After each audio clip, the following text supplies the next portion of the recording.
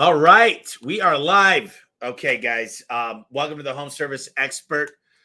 Got a guy joining us here from Philadelphia, and technical difficulties is a good thing. And trust me, you have no idea how many I've been in here. So Gordon Henry is an expert at customer relationships, marketing, and client acquisition.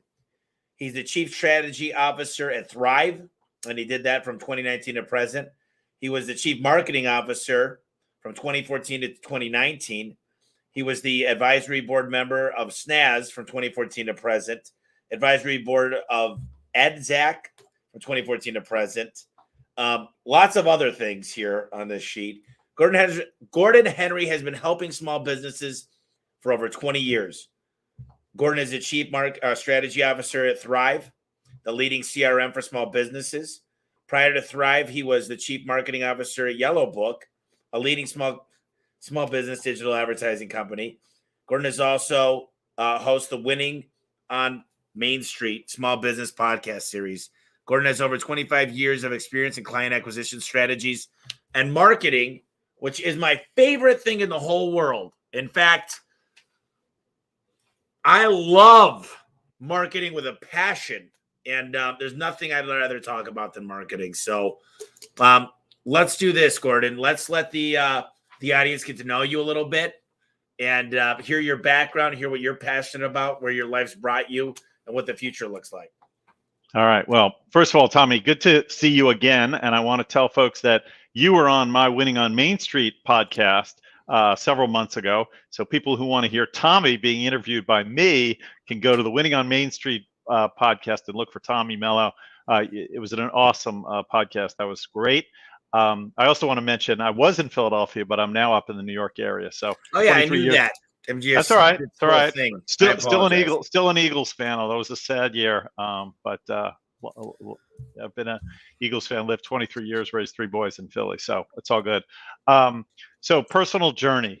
I started my career wanting to be a journalist. I got out of college. I thought, I was gonna, save the world or something, be a journalist, and I did that for a number of years. And I started writing about business.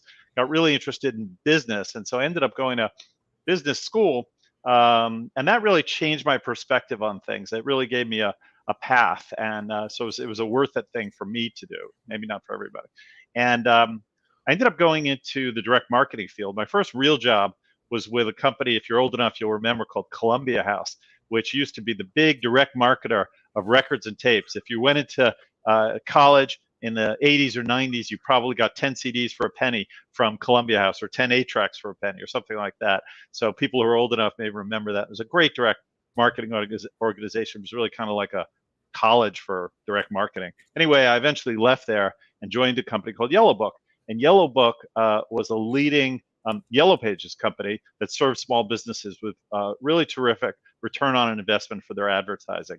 And we built a terrific business there, not only in print, but eventually online, doing, online directory advertising, website, social, search, display.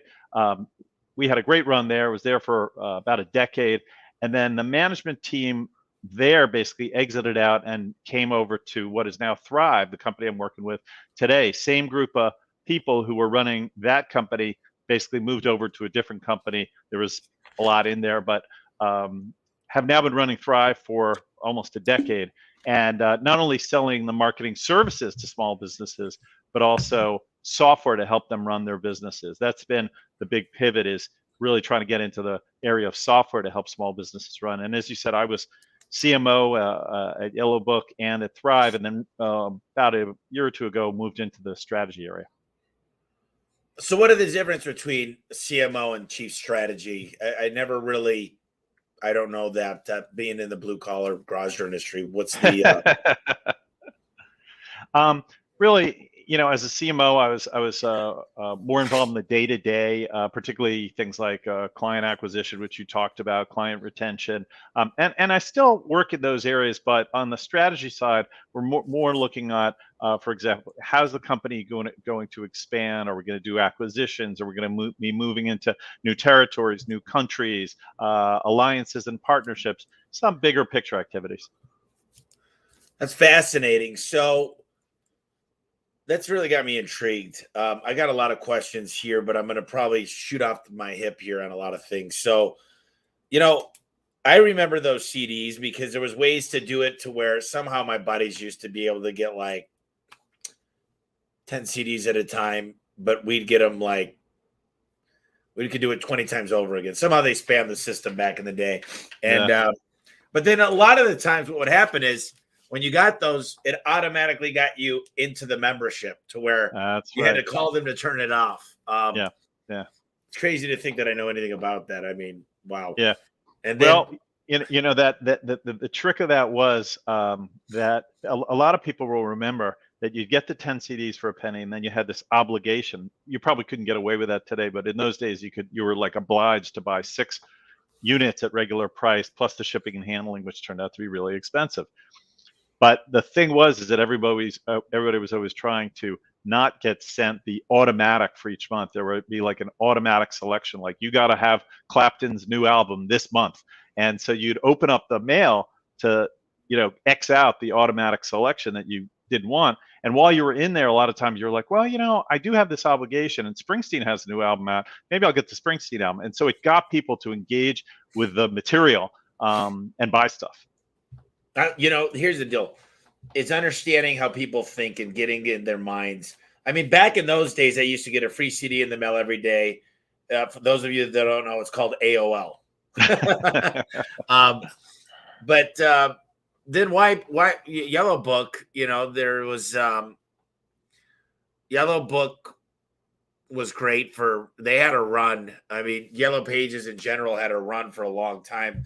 Now all of a sudden, we're talking about all these things, and I want to talk a little bit about marketing, and we're going to talk about a lot of stuff. But yeah, back then, if you were first the double truck, triple truck, or even there was a way to cheat it, you could get in front of it in a category with the small column ad.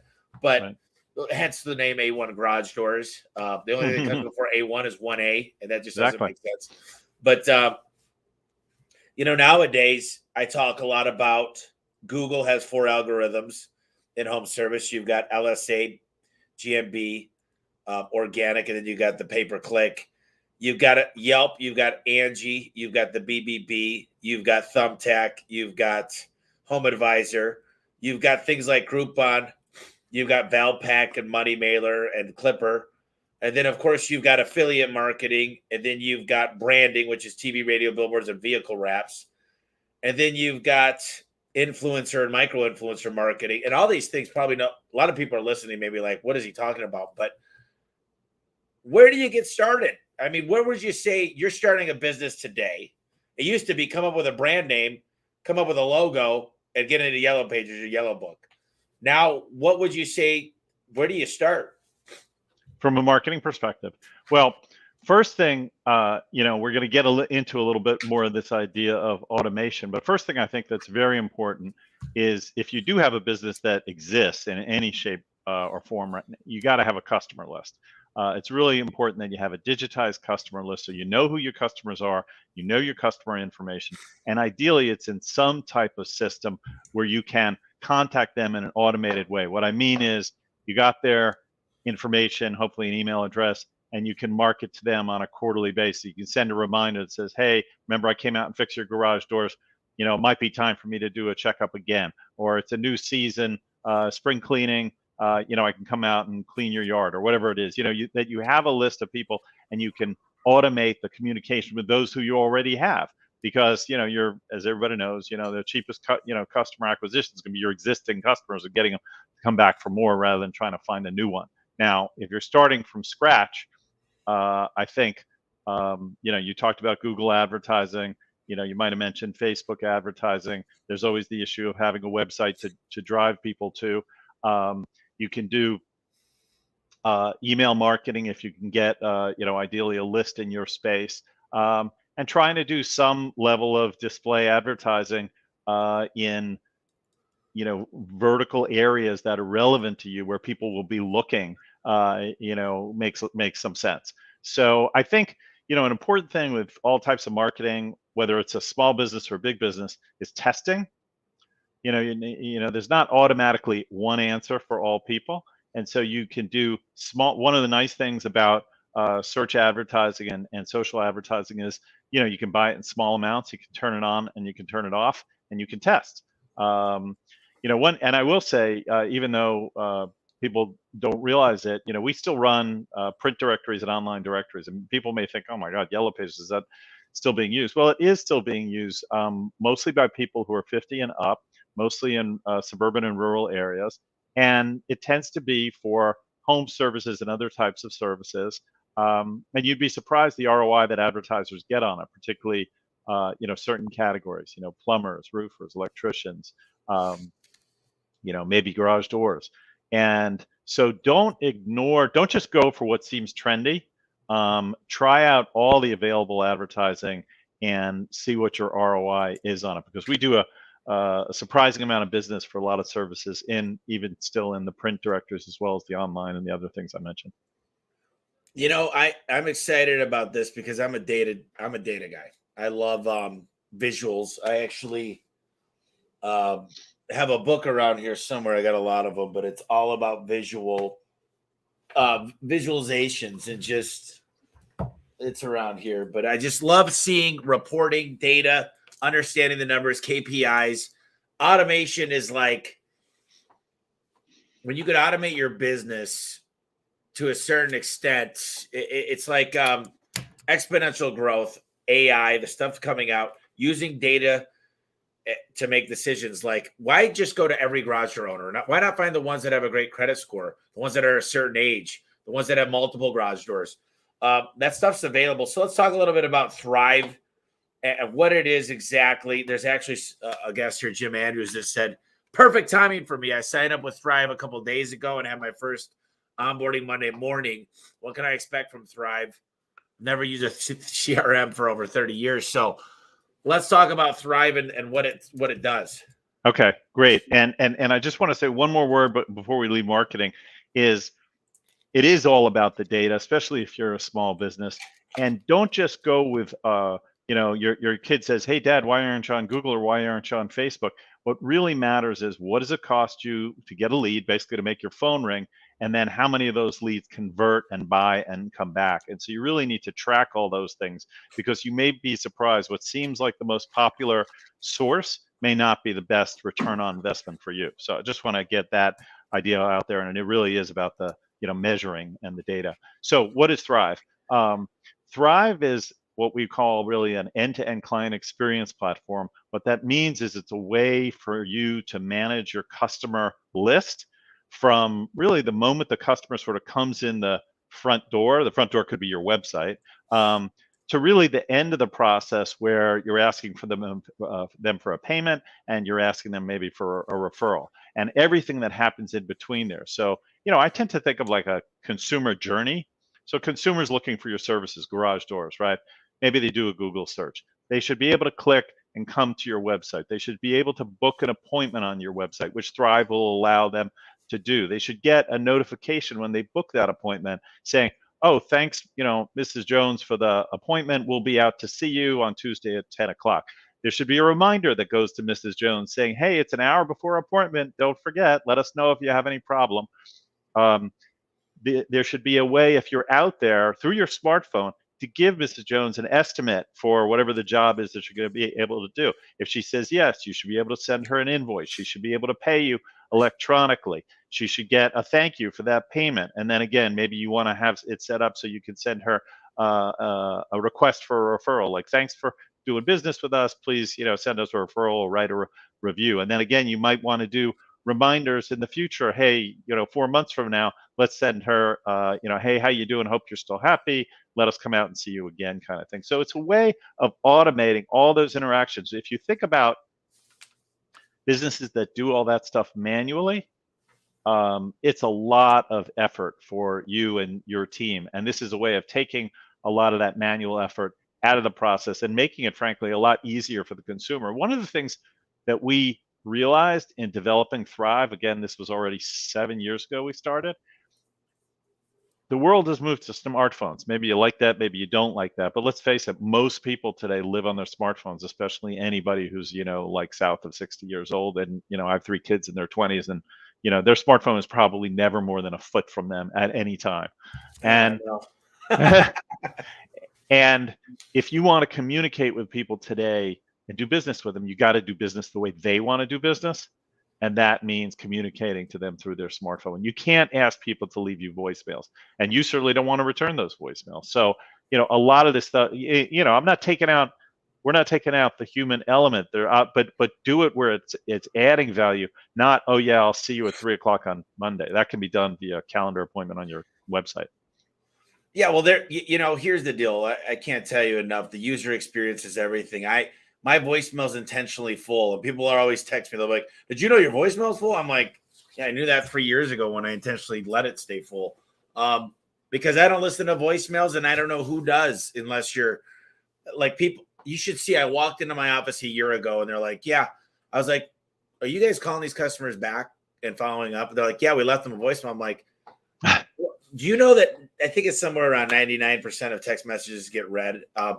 But, I could say something really nice to you. I could say right now, I could say, Gordon, I could send you a voice of my face and say, hey, listen, Gordon, my name's Tommy Mello. I'm coming out here to fix your garage door.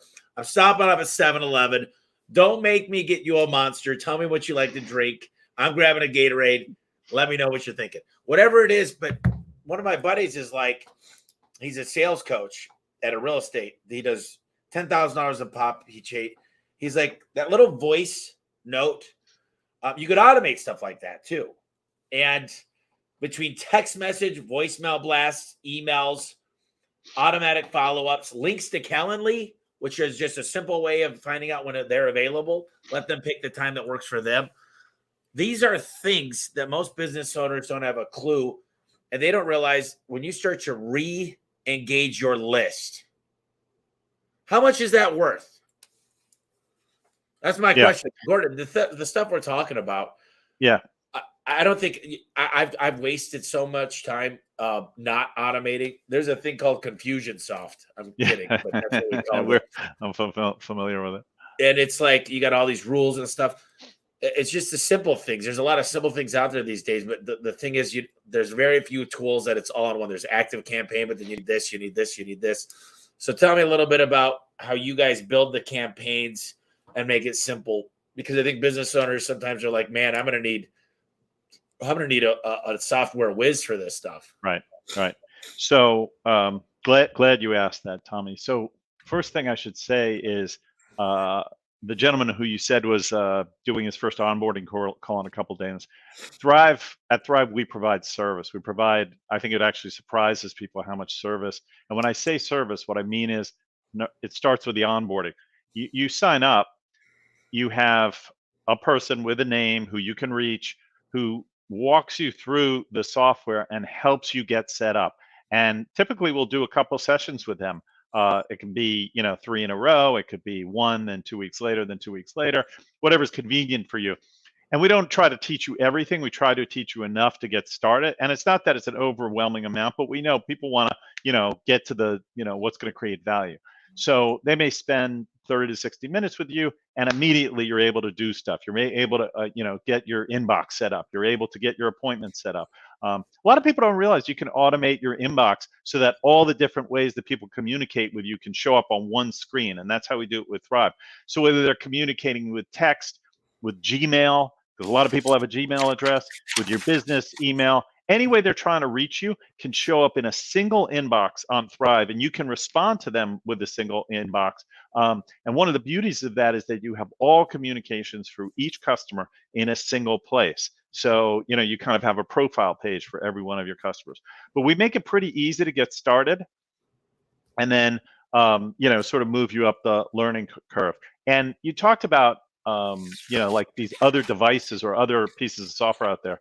A lot of the people who come to us, they've moved from pen and paper to software, but they've already used a couple of different software tools, maybe one thing for a calendar and another thing for email, another thing for invoice, another thing for payments.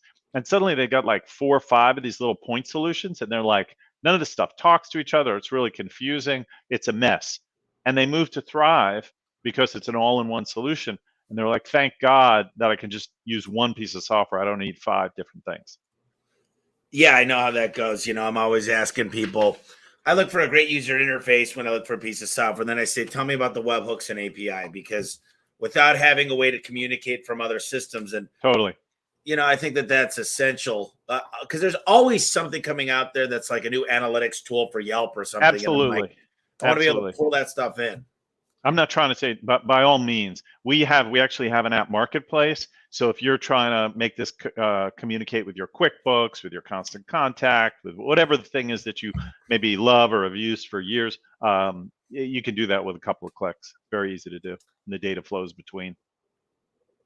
Do you have any companies, basically some stories about companies that grew exponentially when they started integrating and automating their businesses? Yeah, for sure. So I want to tell you a couple of examples of our customers, but probably, I mean, one of the best examples of any business, like in the whole country, that's in the small business space is in the pizza business, which is Domino's. Domino's, if you remember way back, was just a pizza place. Their pizza wasn't actually that good. And they were just kind of like another pizza place. Well, they did upgrade their pizza, but more than just upgrade their pizza, they upgraded their marketing. And one of the things Domino's did was they developed an app, which probably now a lot of people listening to this have. And what the app essentially allows you to do, it's almost like Uber for pizza. It allows you to order the pizza. You can have a preset like the one you order every day, or you can change it. They have obviously the menu and the toppings and the pricing, and you can order it and pay for it electronically. But then you can see it like made in the store, when it leaves the oven, when it gets on the truck, 29 minutes to your door, shows up at your door, just like an Amazon package, and bingo, there it is. The doorbell rings, and your pizza, nice and hot, piping hot. It's so freaking easy to order this thing, and so sort of fun almost to watch the journey of the pizza as it makes its way to your house, that people just do it like automatically. And if you follow Domino's stock, it's been one of the top performing stocks over the past 10 years, bar none, like against anybody. And it's actually a marketing and software, tremendous story. And there's no reason that a company that's smaller than Domino's can't use software to have, I would say similar types of success, because you make it easy for your customers to do business with you. Now, a couple of examples of ours. One, I like to give this example. There's a dog washing, dog training business in the Detroit area called at Wit's End. The guy's name is Whit. And he tells me he used to drive across town. It's in Detroit, so he's like, big city traffic. He would drive across town to take care of somebody's dog, only to show up at their house and the owner's not there. Oops, I forgot. Sorry. And the guy just wasted 30 minutes and 40 minutes in traffic just driving over to this one dog owner's house, right? Well, now through Thryv, they have automation and they send reminders and notifications, so that same dog owner gets the reminder a couple hours or an hour before, and they text him back and say, oops, sorry, I'm not going to be there at 2:00. And he avoids getting in the car and wasting that time, and he can do something more productive. That's one example. Another example, there's a young woman who runs a hair shop out west called Hair by Sierra. And she used to basically have all her appointments in a paper calendar. And she would forget about them, and she certainly never reminded people of them. And then she automated her whole calendar experience.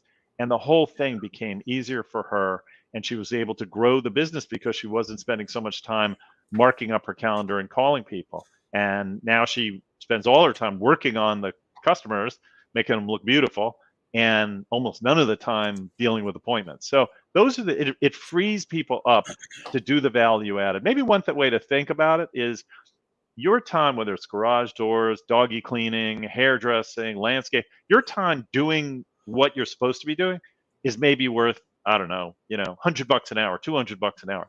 Your time typing things into your calendar is worth like $5 an hour. Like, there's no value add to that. Anybody could do it.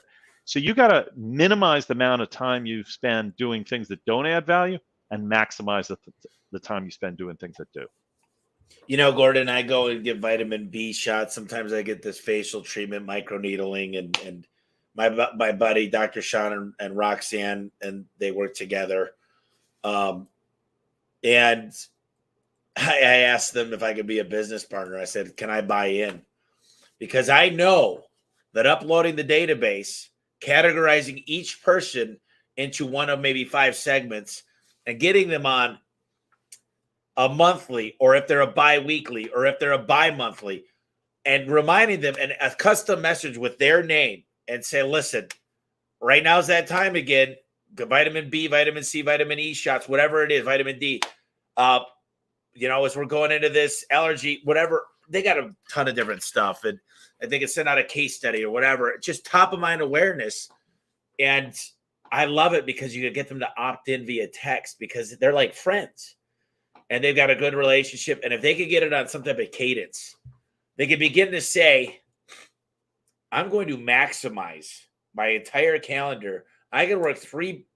They can start hiring around and they can have predictability, begin to budget properly, begin to do, and then automate their ordering to where there's a min and max system. And I'm like, all this through software and automation. And this is what gets me so excited is most businesses, they don't know how to email market. They don't like, they say, I hate to get text message, so don't text me. But if I had a text message that said, hey, listen, we're going to come through and do a 29-point safety inspection, lubricate, adjust, tighten everything on your garage door, blah, blah, blah, blah, blah, for $62. And you don't even need to be home. You can open it from your thing if we're there. We'll say hi if you got the camera. And what's great about it is you can hit one button, and you can book it at a time that works for you. And it goes off of our capacity planning board. Yeah. Isn't that cool? And it's the customer journey that gives them it gives them options. And that's what people want.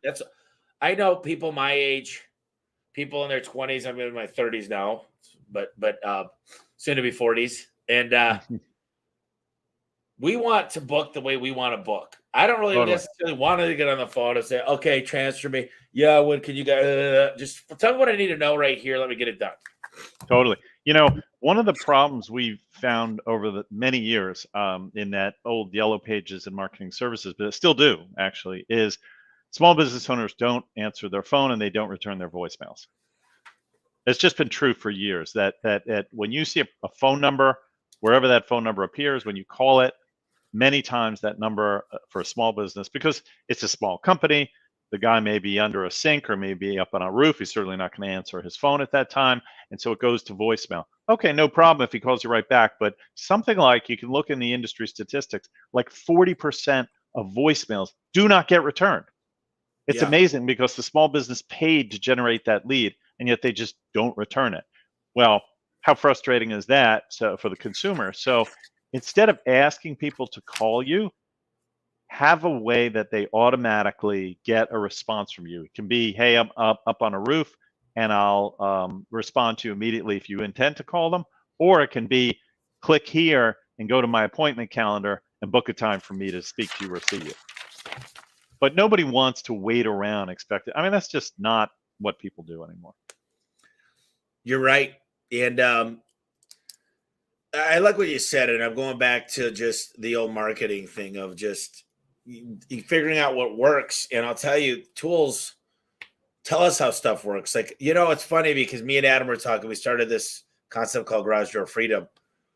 And we're trying to explain to garage door companies, this is what you need to do. Here's how your training should work. Here's an org chart. And I was like, yeah, then we'll teach them exactly how we use so many call tracking numbers. And Adam tells me last week, he goes, these guys don't even know what a call tracking number is or does. I go, you got to be kidding me. They don't. I thought that was like your God-given right to know what a call tracking number is. It's like, how do you know what marketing's even working? If you don't, right. I knew what that was my first time at Valpak in 2006, So it's the simple things that sometimes I feel like it's the unfair advantage to use what's out there. And now with what's happening, even with AI, I saw 3 years ago on LinkedIn, I saw the CEO of Google let the AI book a haircut appointment, and it did the voice and everything. You've probably seen this where they said, oh, hello, my name's Megan. Can I help you? And they had a conversation and she says, I'm sorry, that doesn't work. And it wasn't like a computer voice. It wasn't perfect, but she said, can we do Tuesday instead? And AI, I've got all these books on AI too, about like, it's kind of scary too, because it can start thinking. Facebook had to shut down their AI, but where's the future headed with this stuff? How far will we go? Well, the companies that are at the sort of leading edge, raise the bar. And I guess, unfortunately, the small businesses have to follow along.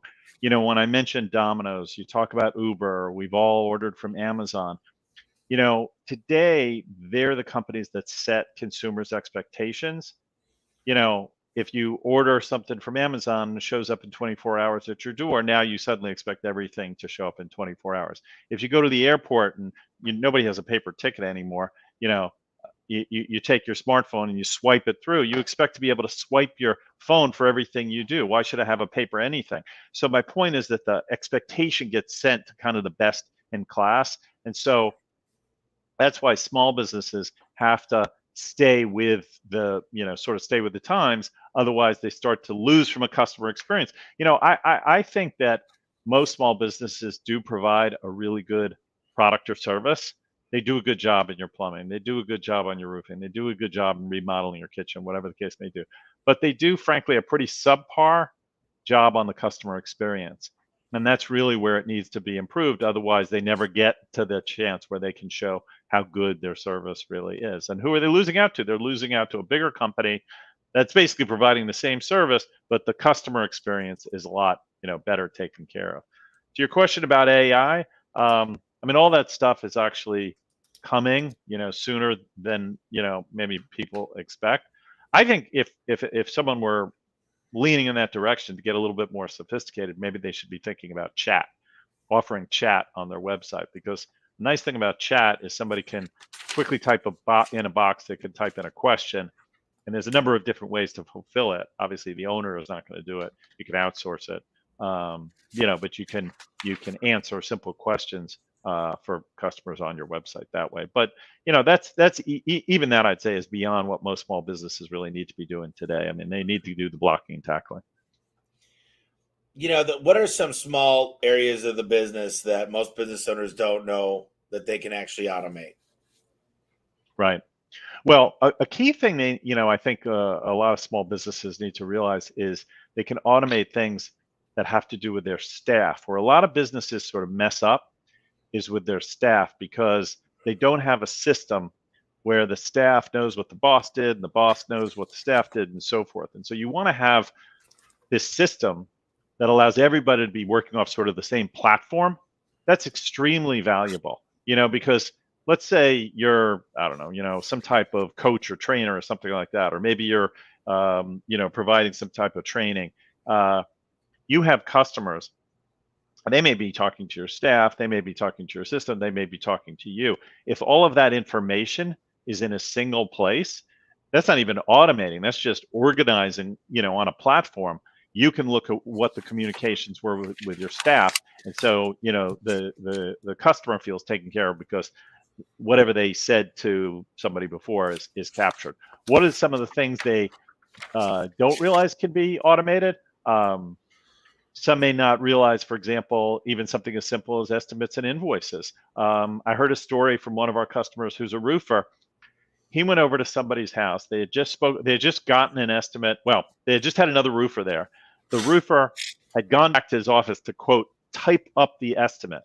And they were going to bring it back the next day. So they literally went back to their office to type it up. Meanwhile, this guy goes over, checks out the job, and just sends an estimate through the phone immediately, standing there in the front yard. And the woman who's looking at the estimate, she's like, "Oh, that looks good," clicks approved, and gets the job, and basically steals the job from under the nose of the other guy who still was back at the office typing it up. So simple things like that can be, if you want to call it automated or made electronic, that are pretty powerful. Another one, we've touched on is things like reminders. I always go back to the birthday. Everybody loves, their birthday, and you could just send people a birthday greeting. How simple is that? Or better yet, their kids. Ask for your customers' kids' birthdays and send them a birthday greeting or electronic birthday greeting or birthday card. Or if you're the kind of business that you can offer something free, say, come in and we'll give your kid a free whatever it is. I remember when I was a kid, used to go to Baskin-Robbins, 31 flavors. They'd give you a free ice cream cone on your birthday. How cool was that? So today you would get it on your text. Come in for a free ice cream cone. Anything like that where you show you care about your customers and you can, automate it. And again, just make it easy for them. when we talk about customer service, I think so often we focus on internal KPIs, like what's our booking rate, what's our average ticket, what's our conversion rate, what does it cost us to acquire a client? And there's a lot of other ones. Too often we don't think about the customer experience. How many rings does it took? Could they book easily? Did we make it easy to schedule? How long did they wait to get the install done? What was the overall process? Are we working on the KPIs that matter through the client? Because quite honestly, those are our competitive advantages. They're not that we do drug tests and background checks and we're open weekends, because everybody does that. I read a great book called Competitive Advantages. I actually had Janie Smith on the podcast, and we literally went through the program. And competitive advantages are truly historical facts that make us better, because we've kept stats on what we've done through the customer experience. And it's a different way of looking at things. And when you think about this for our internal customers, how many people were able to buy houses? How many people were able to retire? How many people moved up the corporate ladder or just moved up the ladder of their career? How important are those things to track? Well, again, I go back to what I said before. I think tracking, if you're spending money on customer acquisition or customer retention, you want to track everything you've tested so that you can know with some accuracy what was the return on that investment. Because a lot of times what you think may be better, like I'll say specifically, like Google advertising, everybody thinks it's great, but especially during the pandemic, Google advertising is at incredibly expensive for those keywords. If you heard Google's quarterly results, they just came out and they had record results. Well, that's because people are paying record amounts for that advertising. Your chance of getting a good return on that Google investment is less and less and less. So yeah, it may be, maybe popular, or your kid may be telling them that's where you got to be, but it's very hard to get a return on that investment. In contrast, I mentioned something as seemingly old and prosaic as a printed yellow page ad. But because the costs of those have come down and you can get a bigger ad than you used to for the same amount of money, you may be surprised that for certain categories, for certain demographics, you may get a great return on investment. And that's what a small business should be thinking about. So you definitely have to be tracking all of your advertising sources to see what's working and what's not, and building out that sort of portfolio of advertising sources that work for you. In terms of, and I would say the same for email, if you're renting an email list, if you're a local business and you rent an email list, you should be tracking the cost and tracking the return on how many leads did you get, and ultimately how many jobs, and what was the value of those jobs. You've got to be tracking those things. And we can, as a service provider, we can do that for you. We can provide that kind of ROI. In terms of some of these other things we talked about, the automation, well, there's not necessarily cost once you have the system. You really want to be tracking what works and what doesn't. You don't want to be sending out emails that you shouldn't. You certainly don't want to be sending out text messages that you shouldn't. You don't want to be spamming people. But if certain types of notifications are working for you, that's what you need to continue. A lot of the success you have with those kinds of marketing and customer outreach is just tracking what's working and doing what is and stopping what's not. When you have the right tools in place, what I love is with my tools, with my attribution models, I can actually tell advertisers that I'll give them a report every day, and I want to be on what's called pay for performance. Mm-hmm. And I'll give them a percentage of every job. So I'll say this: I'll spend $100,000 with you next year. I'll go into every yellow book you have, every yellow pages, but I want you to prove to me. Mm-hmm. And here's the report. And I'll tell you this: tell your Aunt Sally to book a job anywhere, and you'll see that name come in. You can test us. Use this phone number. Use this schedule engine code if you want to book it online. And what's so nice is there's no way to lie, cheat, or steal the system. And it's completely transparent. They get a report that gets sent out to them daily. So what I love about the automation is I'll say, hey, put your money where your mouth is. I can't say that to Google, but I can say that to places that the Albuquerque Yellow Pages. I could say that to certain newspapers and certain neighborhood mailers. And I can say that to a lot of people because I'm one of the few companies that actually could track it from soup to nuts and know exactly the conversion rate and show them. And I think that's pretty amazing. And I think that people really, really enjoy the fact that I don't need to lie, cheat, or steal to people. Let's pay them. And because here's the fact, too, that a lot of people don't think about, Gordon, is a lot of people say, well, Google gets all the credit for my marketing. And I'm like, well, then I can't do anything. If you're trying to pretend that your marketing is that good and Google gets all the credit, let's pay. I'll pay, a bigger percentage, but because people want to go check out your online reputation and see real reviews. You can't see reviews. What am I supposed to do? Print out my reviews and have people trust them? People don't. You're going to print out the best ones. So what's your theory on some of this stuff? Have you been involved in any pay for performance in the past? Oh, yeah, 100%. Yeah, we have that available in certain products we sell today. If that's something you're interested in, you're talking to one of our business associates, you can ask about pay for performance programs. With even with a Google campaign, because you can turn those on and off. I mean, essentially, it's not pay for performance in the sense of you only pay when you get a job, but obviously you can be tracking it. You can turn it off pretty fast if it's not working for you.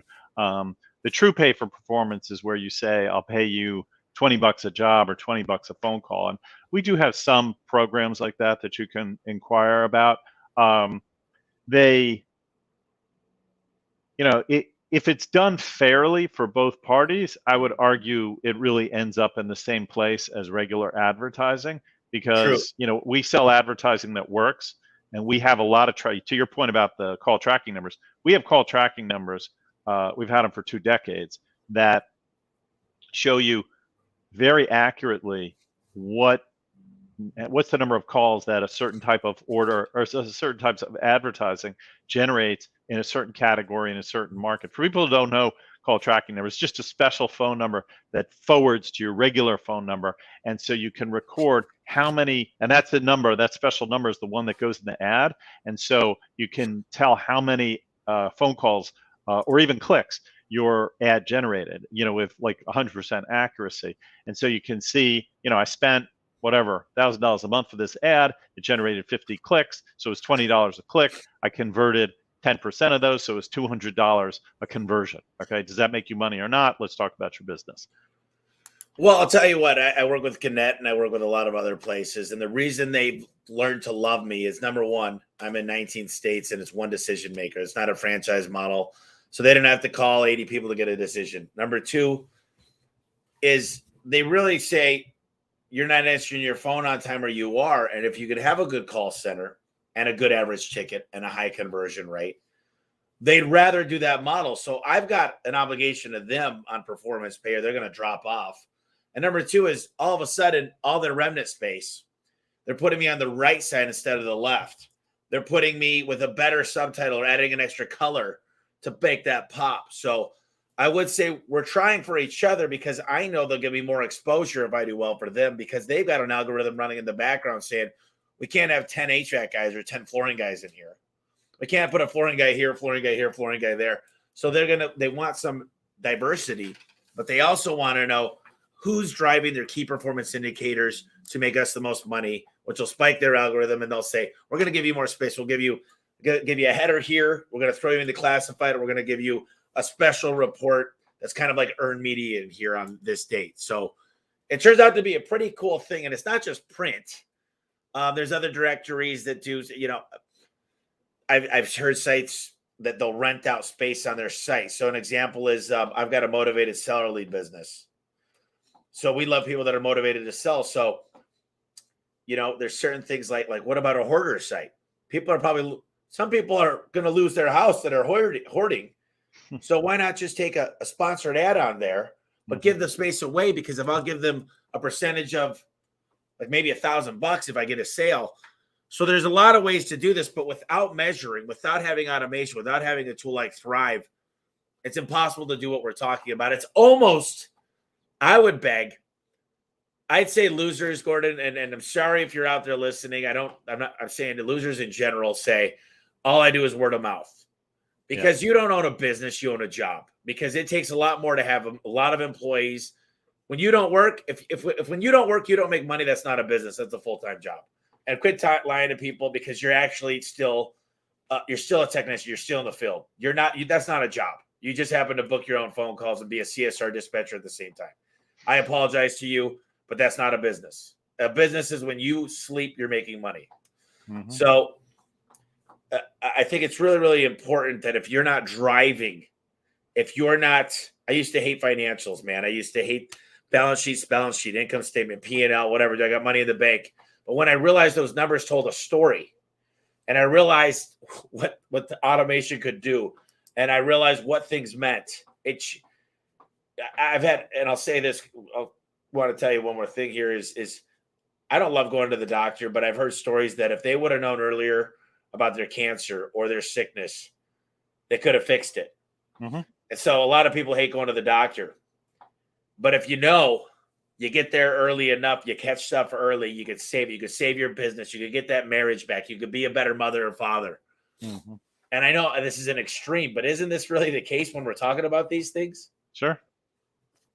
Yeah, I mean, all the things we've talked about, from being systematic about how you do your advertising, how you measure, making sure that you're spending the money in the right ways, and then obviously the whole automation of the day-to-day customer experience. All those things are designed to free up your time, create a more predictable customer experience so that your customers are more happy and you're more happy. And, I will say something about that last comment you made. The businesses that depend on the business owner to be there, day in, day out, 20 hours a day, are like unsellable businesses.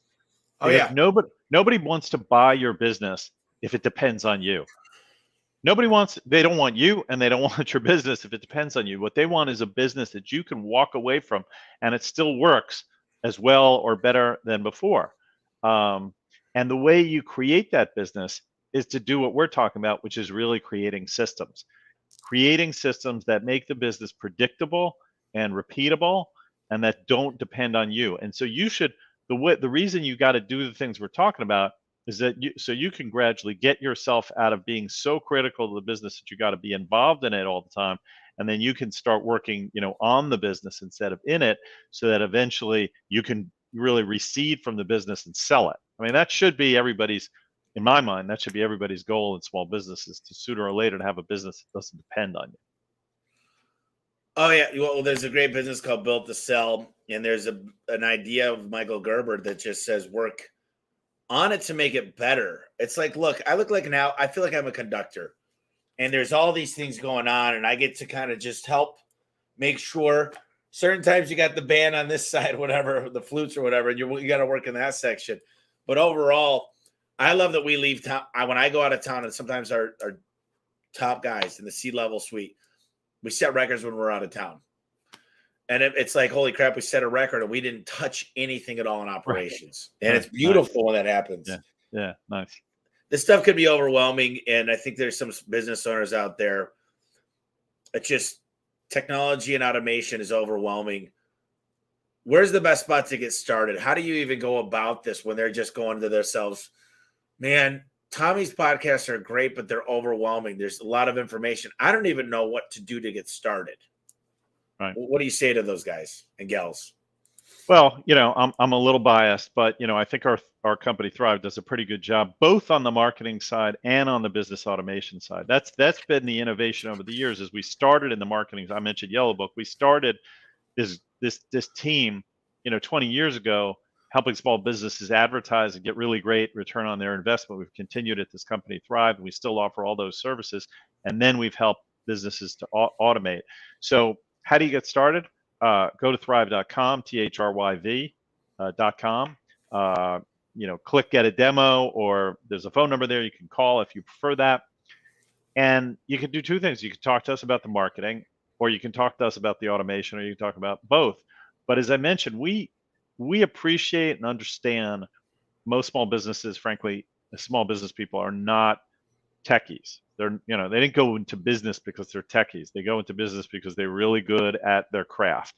And the technology piece has sort of become more important over the years. And what we've done is really trying to simplify the whole process of using this software so that you can be really good at it without needing to be, technological. I mean, most people, you ask people, I love to ask people like, do you use cloud technology? No, I don't. What the hell is cloud technology?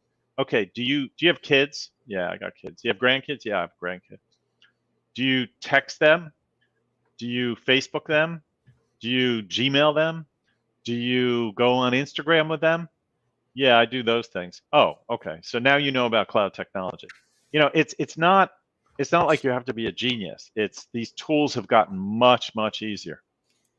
Well, Dropbox, Google Drive, I mean, everything really is in the cloud nowadays. I mean, that's how what Amazon did so well is they've created their own cloud service where you could, I mean, it's hard to believe that Amazon's done so many things, but so is Elon Musk. But, I got a guy, Justin, here, and he asked a good question, and I'm not really sure, but how does this work with ServiceTitan, or does it work with other CRMs? If you're on Salesforce or Zoho or HubSpot, or whatever, is there certain integrations that work well with it? I don't really know the answer to that, Gordon. Yeah, you can go into the Thryv app marketplace. Some of those have already been set up to make those connections very easy. It's just a couple of clicks, and some of them haven't. And there's other tools you can use to connect them. There's something called Zapier that connects these different CRMs and other tools. So the answer is generally yes. Most of these I mentioned before. Some of the easy ones, QuickBooks, everybody uses. We connect with that. Constant Contact, many others, and you can look in there and see if the ones you use are in there. And some of those are complementary, and maybe some of them you may find do similar things. HubSpot I find is more of a marketing automation tool than it doesn't do a lot of things we do for the day-to-day client experience. A lot of people use HubSpot to for content automation or creating content that drives leads to them. So we may be complementary to that. It's the answer is yes to a lot of different products and more every day, because we understand. I mean, there's a giant ecosystem of software out there for small businesses as well as big businesses, and these products need to talk to each other. So we're well down the road towards making that happen.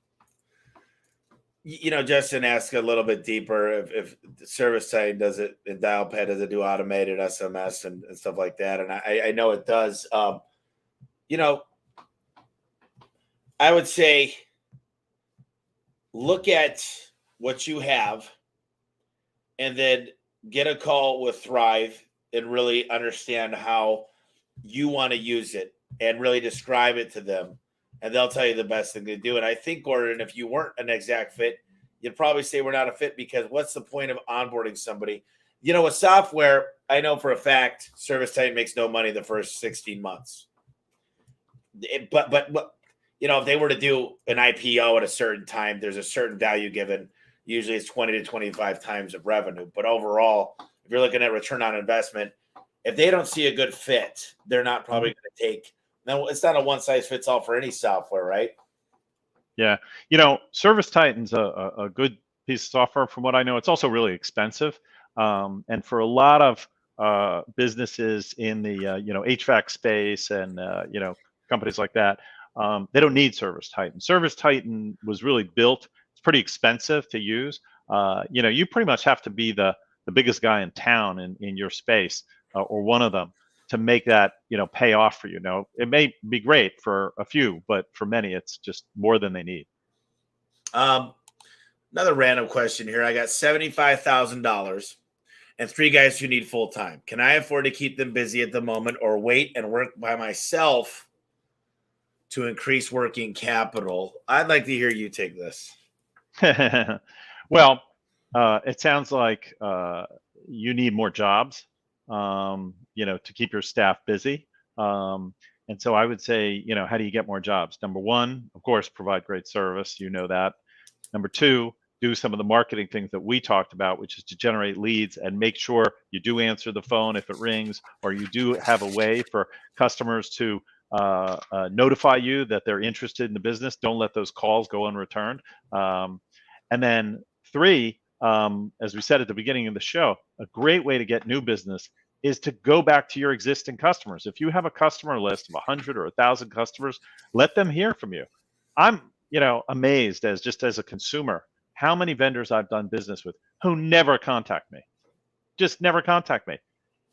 hey, can we touch up the painting we did on your house a year ago? Hey, I drove by, I noticed a lot of the shingles look kind of dingy on your roof. Can we fix those shingles? Yada, yada. I mean, just if you have a customer list and reach out to your customers, either on a personal basis or on kind of more of a mass basis, like I said before, hey, spring's coming up. Can we set up a spring cleaning for you? There's a lot of business that people have been sitting in their homes for the past 2 years with this freaking pandemic, looking at the paint peeling, looking at the grass going brown, looking at all these problems they have. They're ready to spend money on fixing things up. They haven't been traveling. They haven't been going to restaurants. They're ready to spend money on their house. Go get it. You know who does this really well? You got to go. You got a couple minutes? No, I'm good. Okay. For some reason, and tell me if I'm wrong, because I got a lot of friends that have helped these type of people, but the dentist does it right. For some reason, the dentists have adopted this type of software. They get their appointments better than doctors, better than weight loss, better than anything I've ever thought of, is the dentist does it well. And they'll continue to fire out till you get it booked. And for some reason, it's like clockwork. And I think a lot of people said, where could I go where it's lots of money and really not business heads? Because the dentists, they charge a lot of money, but they don't know how to run a business. I was pre-dental, and I went and interned with a dentist. I took biochemistry, anatomy, physiology, organic chemistry, you name it. And I went and interned with a dentist, and he said, dude, do me a favor. Get a master's degree in business before you go to dental school. Because I'm 42, he said at the time, and I'm still in debt. I have a decent house, but I have a lot of debt. And he said, you need to learn to run a business. They don't teach you that. They teach you how to work in mouse. They teach you plaque. They teach you all kinds of stuff about what you can prescribe. And then he also said, go into a specialty. And I tell people this all the time. Don't just do anything. I do commercial, residential, Home Depot, new homes, old homes. Specialize in something. And because of what the dentist told me, because he was in between an ortho and a regular. I'll tell you, the dentist, the reason they became so good at it is because what does it cost, Tommy, for what does that dentist make for you to sit in that seat for an hour if he's working on your crowns or whatever it is? What is he charging? $300? It's a lot of money. It's the hygienist, yeah. So if you no-show, okay, unless they're a dentist that charges you, most don't for that no-show. He just lost that money, never to get it back, right? That seat is like an empty airline seat. That seat is gone, right? You're never going to get that money back. So for them to invest in the software to make sure you show up is worth a lot. I mean, one no-show that shows up pays for that software for the month, probably. That's the way you got to look at it. Yeah, and the deal is if they're really good, and I haven't met dentists to take it to the next level, is, hey, we've got a great deal on refills for your teeth whitening. Hey, you come in and we'll do this plaque enamel blocker. Hey, listen, we get a deal on this commercial size floss. Hey, listen, we got this water jet system for your teeth. And I don't want a broken record, though. That's, I don't want to hit people all the time text message, because there's a certain number that people say, I'm opting out of this. Yep. Can you share a couple ideas on client acquisition strategies that not many home service companies are taking advantage of? Yeah, well, I believe that when people make certain types of improvements to their home, they have to be filed down at like the local courthouse. For example, I know that if you got to put in a pool or do some types of construction at your house, depending on the township you live in, those things have, there are papers that have to be filed and approvals that have to be gotten. You could go down to the local courthouse or tax receiver or whoever handles that paperwork for those improvements, get the list of the filings that have been made, and then call those people up, right? And see if they need help. That's, those are people investing in their home. That's one thing you could do to, just to see people who are working on their homes. Well, there's a thing called Construction Monitor. Mm-hmm. And what they did is they built an algorithm that scrapes municipality data. Mm-hmm. And what's cool about that is I've looked into scraping tools. And what's really, really cool is you scrape that data. Anybody that's pulled a permit or anybody actually that's invested. I could buy data that'll tell me anybody that's done a refi on their house, and specifically a refi to do an addition. So there's data out there. There's lists you could buy, and you could plug them into a tool like Thryv. There's certain stuff that are opt in and opt. You don't want to burn a server out and stuff like that. But yeah, I agree. I didn't mean to cut you out, but that stuff exists. Yeah. Yeah, I mean, I'm in an area where if you live in certain, parts of the township, you have to, there's a lot of paperwork you have to file because there's a lot of environmental regulations if you're too close to the water, things like that. And, the county monitors all this stuff so that, it doesn't mess with the land and drainage and things like that. And you file this paperwork and you said you can use a scraping tool and you contact people and say, hey, I see you're what are you going to pull? Building a house, improving the yard, whatever it is. So that's one way. It takes a little bit of ingenuity. And go back to what we talked about. Some of the marketing that you do, you got to think real carefully and test about keywords. What are the keywords people are searching on, wherever it is, whether it's Google, Facebook, any online directory. What are the keywords they're searching on? And you should be testing all the time and evaluating what's working for you and not. Don't assume something automatically does or doesn't work. You got to test and prove it. Your situation may be unique. Another one, by the way, last one I want to mention while we're talking about automation is referrals. Okay, so you talked about word of mouth, but you can automate your referrals to a certain extent, right? Why not send people a text message after they've done business with you saying, we hope you're a happy customer. Here's 10% off your next job if you offer me a name or can recommend somebody who ends up doing business with me. So there's lots of ways to automate it as well. And some of these things are set it and forget it, and you just let the leads come to you. So I close out with three main questions. Number one, someone wants to get a hold of you, Gordon. They want to reach out to you. They might want to book for Thryv. They might just have some questions for you. What's the best way? Email gordon.henry@thryv.com. That's GORDON Henry HENRY at Thryv. Again, that's THRYV.com. And I always ask this: if there's a few books, could be one, could be three. Is there any books that you've read that changed your life that we can't live without? Well, E-Myth was one. You mentioned Michael Gerber, but you didn't say the name E-Myth. I mean, E-Myth was, I think a really seminal book. Covered a lot of the things we're talking about here in terms of just working on the business, not in the business, creating a business that you can eventually leave, that you could sell, things like that. I think that's a, terrific book for a small business person. And then finally, there's we talked about a lot of stuff. We talked about automation. We talked about marketing. There's probably some stuff we didn't talk about, and I always like to let you close us out. Maybe there's one big topic, one closing thought that the listeners need to hear.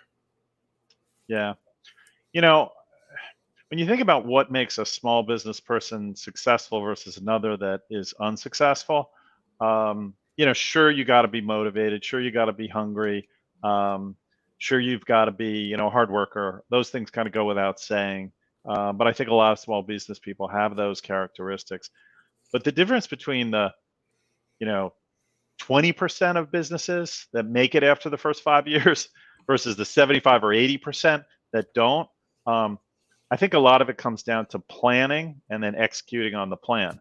A lot of people don't sit down and write any kind of business plan. Which just forces you to sit down. Doesn't have to be 20 pages long.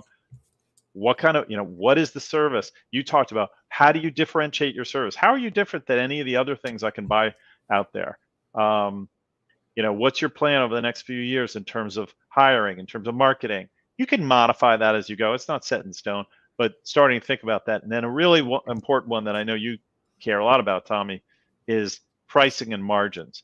Do you price your product appropriately so that you can actually make money and not just have a job, but have a business? So those things, are all really important to do. And I think if you start to think in terms of spending some time planning and then executing against that plan, you have a better chance of success. I'll end with this too. Is Gordon, I got a guy visiting me He's in the other room. He's out here for a couple of days, buddy of mine. And he said, why do you have a separate set of books for when you manufacture doors back here? I said, if I didn't know exactly what it cost me with labor, rent, material, everything, then I can never price it accurately. So what am I, shooting a dart or pin the tail on the donkey? That's why we needed those separate set of books. It's a little bit more work, but that's what our accounting software is meant to do. So the software will set you free. You guys reach out to Gordon if you need help with automation. If you need help just understanding more about marketing, I think Gordon's a great guy to help you understand. And Gordon, I really appreciate you coming on. If you get a chance, guys, winning on the Wall Street for Small Business Podcast. winning on Main Street. Winning on Main Street. Winning on Main Street. I don't know why I said Wall Street. Reading like 5 books on You're thinking about IPOs, man. My head's on Wall Street here, not Main Street. Okay. I'm a Main Street guy. Sorry. There you go. Gordon, I must have yawned 10 times, not because of you, it's because literally my morning meeting, I've had 3 monsters today, and I'm sorry, but this was really, really good. No, that's great. It's all good. Hey, really enjoyed it, Tommy, and good luck, and love to hear from your listeners. All right. Appreciate you, brother. All right. Thanks. Take care.